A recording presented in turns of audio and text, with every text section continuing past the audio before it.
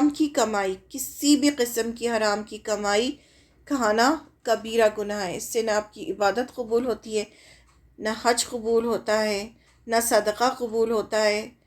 حرام مال کمانے والے کو جہنم کی آگ سب سے پہلے جلائے گی۔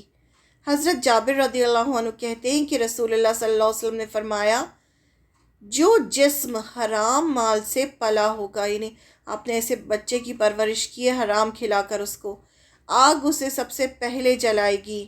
اسے طبرانی نے روایت کیا، یعنی خود کا جسم بھی اور ایسا جسم جو حرام کی کمائی سے پلا ہوگا، آگ اسے سب سے زیادہ جلائے گی۔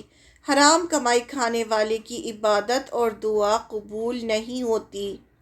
حضرت ابو ہریرہ رضی اللہ عنہ سے روایت ہے کہ رسول اللہ صلی اللہ علیہ وسلم نے فرمایا، اللہ تعالیٰ پاک ہے اور پاک چیزوں کے سوا کوئی چیز قبول نہیں کرتا۔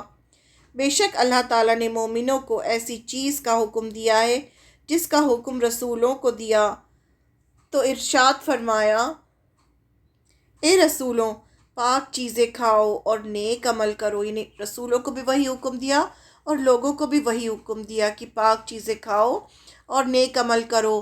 اور اللہ ارشاد فرماتا ہے، اے لوگو جو ایمان لائے ہو، کھاؤ اس پاک رزق سے جو ہم نے تم کو دیا ہے۔ پھر آپ صلی اللہ علیہ وسلم نے ایک شخص کا ذکر فرمایا جو لمبا سفر کر کے غبار آلود، یعنی پورے دھول میں ہوا تھا، بہت لمبا سفر کر کے آیا تھا، پراگندہ بالوں کے ساتھ حج یا جہاد کے لیے آتا ہے، یعنی اتنی مشقت اٹھا کے، تکلیفیں اٹھا کر لمبا سفر کر کے آتا ہے وہ حج کے لیے یا جہاد کے لیے۔ دونوں ہاتھ آسمان کی طرف پھیلا کر دعا کرتا ہے، اللہ سے دعا کرتا ہے، اے میرے رب، اے میرے رب، اور حال یہ ہے کہ اس کا کھانا پینا پہننا سب حرام مال سے ہے۔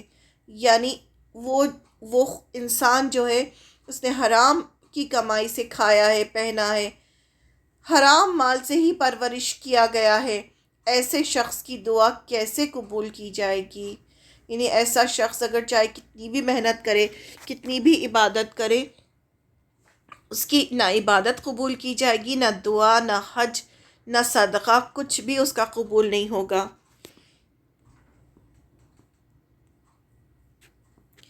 حرام کمائی سے دیا گیا صدقہ قبول نہیں ہوتا۔ حضرت عبداللہ بن عمر رضی اللہ عنہ کہتے ہیں کہ میں نے رسول اللہ صلی اللہ علیہ وسلم کو فرماتے ہوئے سنا، اللہ طہارت کے بغیر نماز قبول نہیں فرماتا۔ اگر انسان پاک نہیں ہوگا تو اس کی نماز قبول نہیں ہوگی، اور مال غنیمت سے چوری کیے ہوئے مال کا صدقہ قبول نہیں فرماتا۔ یعنی اس طرح سے جو مال غنیمت ہوتا ہے جس پر سب کا حق ہوتا ہے، اگر اس میں سے کوئی چرا رہا ہے اور پھر صدقہ کر رہا ہے تو پھر اس کا صدقہ قبول نہیں کیا جائے گا۔